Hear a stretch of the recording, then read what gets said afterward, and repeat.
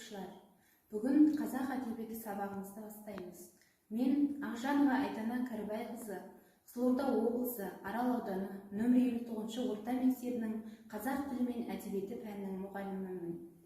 Бүгінгі сабағымыздың тақырыбы Ыбырай Алтынсарин «Дүние қалай етсең табылады» әңгімесі, өмірді өзгерткен кеңес. Сабақ тақырыбына орай оқу мақсаты түсіну, жауап беру үш. Көркем шығармадағы кейіпкерлер портреті мен іс-әрекеті арқылы образын ашу. Және бүгінгі сабақтың бағалау критерийі көркем шығармадағы кейіпкерлер портреті мен іс-әрекеті арқылы образын ашады. Қанекей балалар, жаңа тақырыпты өтпес бұрын өткен сабағымызды еске түсірейік. Біз өткен сабақта Ыбырай Алтынсарин туралы өткен болатынбыз. Ал балалар, Ыбырай Алтынсарин кім? Дұрыс айтасыңдар балалар. Ыбырай Алтынсарин ағартушы, жазушы, тәрбиеші, қоғам қайраткері, тұңғыш қазақ даласында мектеп ашқан педагог, балалар әдебиетінің атасы. Ыбырай әңгімелері тұнып тұрған тәлім-тәрбиенің көрінісі. Ыбырай Алтынсарин әңгімелерінде балаларды қайырымдылыққа, мейірімділікке, еңбекқорлыққа, білімділікке, шыншылдыққа, достыққа шақырады. Бүгінгі сабаққа кіріспес бұрын балалар экрандағы суреттерге назар аударайық. Дұрыс айтасыңдар балалар. Бұл суреттердің барлығында бір ғана мағына бар, яғни еңбек ету. Үш суретті де қарап тұрсақ, бұл жерде еңбек етіп жатқан адамдарды көреміз. Еңбек бәрінде жеңбек, еңбектің наны тәтті. Бұл біздің бүгінгі сабағымыздың негізгі арқауы. Дүние қалай етсең табылады. Мәтінді мұқият тыңдайық. Француз жұртының бір білімді адамы жазады. 1791 жылда өзім университет деген үлкен школда оқып жүрген жігіт күнімде, әр 7 сайын Версаль қаласындағы шешеме жаяу барып қайтып тұрушы едім. Сонда әрдайым жолымда бір Антон деген тіленші отырып, қайыр сұрап алып жүруші еді. Бір күні тағы сол жолмен келе жатып, бір орта бойлы арықтау кісіге ұшырасып, жөніміз бір болған соң бірге келе жатқанымызда, әдетше манағы Антон алдымыздан шығып қайыр сұрады. Қасымдағы кісі тоқтап, Антонның бетіне қарап тұрды да айтты: «Сен қарауға ебесті кісі секілді көрінесің, және жұмыс істеуге қуатың да бардай көрінеді. Сөйтіп тұрып, мұндай жаман іспен өзіңді кемшілікке салып жүрсің. Бай болғың келсе, мен саған ақыл айтайын. Мен өзімде сендей кедей едім, бірақ сендей тіленшілік қылғаным жоқ. Елден, қала-қаладан қыдырып жүріп, әуелі боқтық, салам арасынан, не болмаса жай кісілерден ескі шүберек сұрап жиып жүрдім.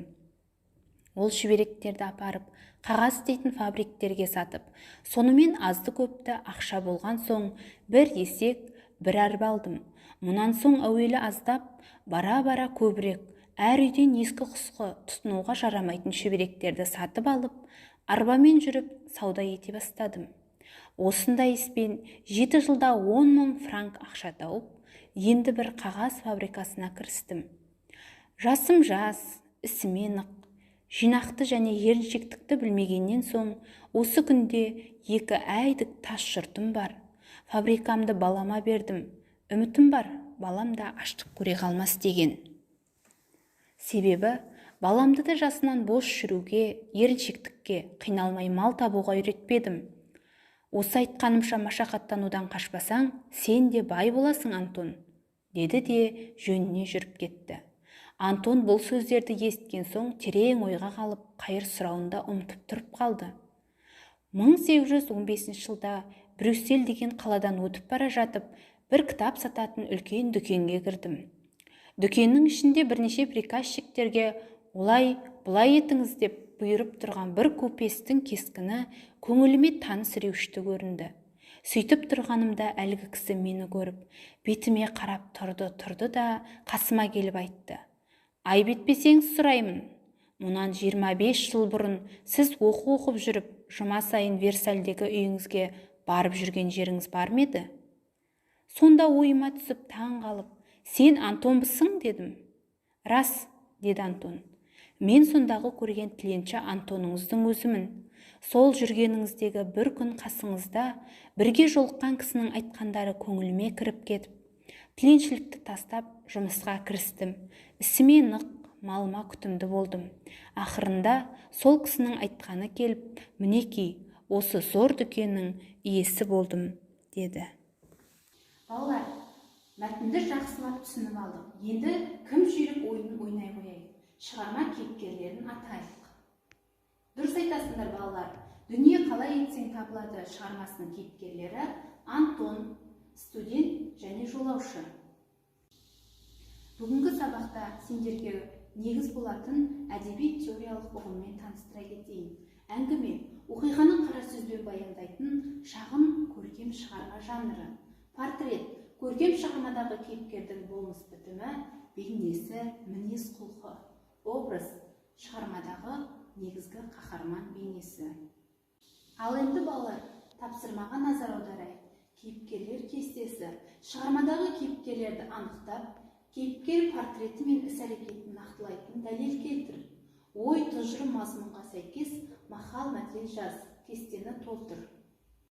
Тапсырманың дескрипторы кейіпкерлерді табалады, кейіпкер портреті мен іс-әрекетін анықтайды, образын ашады, мазмұнға сай мақал мәтел жазады. Жарайсыңдар балалар, тапсырманы өте жақсы орындадыңдар. Енді мына нұсқамен салыстырып қарайық. Шығарма кейіпкерлері бірінші студент. Студенттің портреті мен іс-әрекеті. Студент жас, білімді, қарапайым жігіт, 7 сайын Версаль қаласына анасына барады. Шығармадан дәлел келтірсек, 1791 жылда өзім университет деген үлкен школда оқып жүрген жігіт күнінде әр 7 сайын Версаль қаласындағы шешеме жаяу барып қайтып тұрушы едім. Ал осы студенттің бейнесін ашатын біздің мақал мәтеліміз кісілік пен кішілік ұлылықтың белгісі, яғни студенттің ақылдылығын, білімділігін, Антонды қайыршы деп қарамай, оған қамқор болып көрсеткен құрметін кішіліктің белгісі деп айтамыз. Келесі біздің кейіпкеріміз жолаушы. Орта бойлы арықтау, көзі ашық, бейтаныс жан. Антонға ақыл айтып жол сілтейді. Шығармадан дәлел. Бір күні сол жолмен келе жатып, орта бойлы арықтау бір кісіге ұшырастым. Мазмұнға сай мақал мәтелі: еңбек етсең ерінбей, тояды қарның тіленбей, адал еңбек бәрін жеңбек. Яғни жолаушы осы өзінің еңбектенгенің арқасында үлкен нәтижеге жеткен Антонға ұғындырып, Антонның да болашақта үлкен дүкен иесі болғандығына бірден бір себепкер кісі. Келесі шығарманың басты кейіпкері Антон. Антон есті, бірақ тіленші, қауқарлы, бірақ жалқау жас жігіт. Кейіннен ақылды, бай, ісіне нық дүкен иесі болады. Әрдайым жолында бір Антон деген тіленші қайыр сұрап отырушы еді. Сол кісінің айтқаны келіп, бүгінде үлкен зор дүкеннің иесі атандым, дейді Антон. Мазмұнға сай мақал мәтел: жалқаудың жаны тәтті, еңбектің наны тәтті, байлықтың көзі еңбекте. Неге бұл жерде бұл мақалды алып тұрмыз балалар? Біріншіде Антон жалқау болды.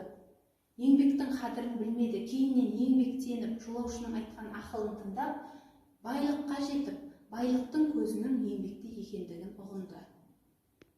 Енді балалар, екінші тапсырмаға назар аударайық. Шығармашылық жұмыс жасаймыз.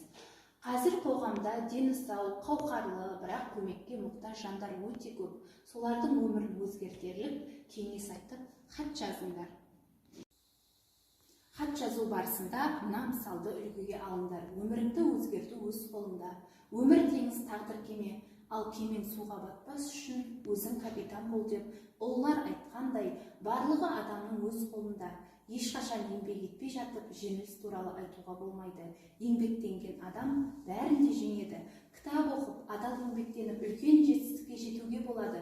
Кез келген нәрседен табыстың көзін тауып, өмірден өз орныңды тауып, Абай атамыз айтқандай, мұны өмірге бір кіргіш болып қалануыңа мүмкіндік зор. Бастысы талап, еңбек. Жалқаулық пен еріншектікке бой алдырмасаң, бәрі де болады. Жарайсыңдар балалар, тапсырмаларды жақсылап орындап, бүгінгі сабаққа өте белсенді атсалыстыңдар. Бүгінгі сабағымыз аяқталды. Сау болыңдар.